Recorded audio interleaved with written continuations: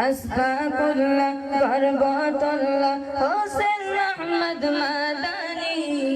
ইতিহাস যারা করেছে রচনা তারা গিয়ে দেশ নেনি আসফাকুল্লাহ বরকতুল্লাহ হোসেন আহমদ মাদানী ইতিহাস যারা করেছে রচনা তারা গিয়ে দেশ নেনি তাকিয়ে দেখ রক্ত ছিল পানি তাই তাদের এরা চেনেনি 15ই আগস্ট আসিলে পরে নয়ন পানি মোর ঝরে